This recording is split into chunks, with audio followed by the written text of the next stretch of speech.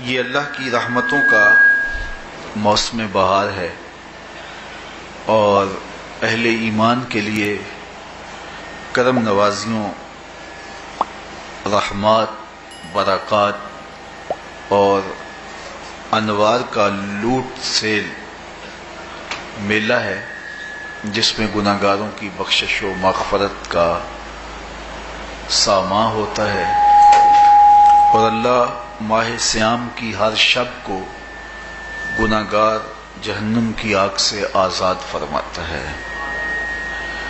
یہ بابرکت مہینہ اپنے دامن میں اتنی برکتیں لیے ہوئے جلوہ گر ہوتا ہے کہ رسول کریم صلی اللہ علیہ وآلہ وسلم نے ارشاد فرمایا، اگر لوگوں کو پتہ چل جائے کہ رمضان میں کیا ہے تو وہ آرزو کریں کہ پورا سال ہی رمضان رہے۔ اتنی برکتیں اور اتنی رحمتیں اللہ نے اس مبارک مہینے کے دامن میں ڈال دی ہیں۔ میں نے جو آپ کے سامنے آیت کریمہ تلاوت کی ہے، اس میں بھی اس مفہوم کو بیان فرمایا گیا کہ اے ایمان والو، تمہارے اوپر روزے فرض کیے گئے ہیں جس طرح تم سے پہلوں پہ فرض کیے گئے تھے۔ یا ایھا الذین آمنوا کتب علیکم الصیام کما کتب علی الذین من قبلکم۔ کیوں فرض کیے گئے؟ وجہ کیا ہے؟ لعلکم تتقون، تاکہ تم متقی بن جاؤ، تم پرہیزگار بن جاؤ۔ تو روزے کی فرضیت کا نتیجہ تقوی کا حاصل ہونا ہے، اتقاء کی دولت کا نصیب ہونا ہے۔ تو اس آیت کریمہ میں تین چیزیں بیان کی گئی۔ سب سے پہلی، اے ایمان والو، تمہارے اوپر روزے فرض کیے گئے۔ پھر دوسری بات، جس طرح تمہارے سے پہلوں پہ فرض کیے گئے۔ اور تیسری بات، تاکہ تمہیں تقوی کا نور نصیب ہو، تمہیں اتقاء کی دولت نصیب ہو۔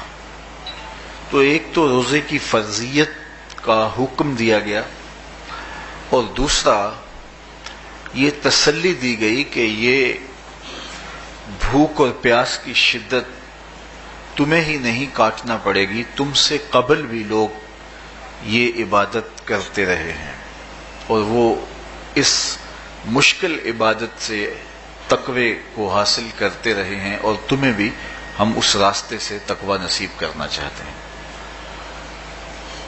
علامہ حقی علیہ رحمہ نے لکھا ہے کہ ملک تحمور الثالث، یہ حضرت آدم علیہ السلام کی اولاد سے تیسرا بادشاہ گزرا ہے، اس کے زمانے میں قحط پڑ گیا تھا، تو اس نے اپنی قوم کو یہ حکم دیا کہ ایک وقت کا کھانا آپ کھا لیں اور ایک وقت کا کھانا بچائیں اور وہ قحط زدہ علاقوں میں بھیجیں۔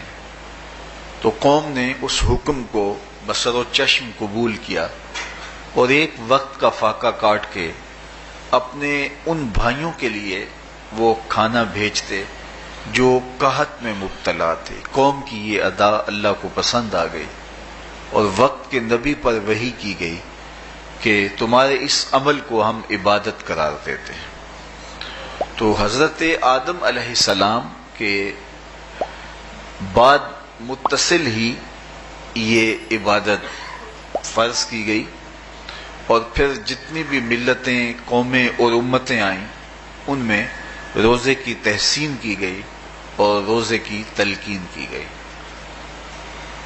پرانی جتنی بھی کتابیں ہیں، اناجیل ہیں، تورات ہے، اس میں روزہ داروں کی تعریف موجود ہے۔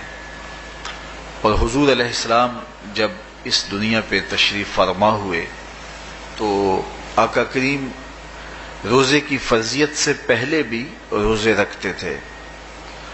ویسے روزہ سن 2 ہجری کو فرض ہوا ہے، شعبان المعظم کے مہینے میں، لیکن اس سے قبل بھی ایام 20 کے حضور روزے رکھتے تھے، اور اس کے علاوہ بھی مختلف ایام میں اللہ کے محبوب روزے رکھتے تھے۔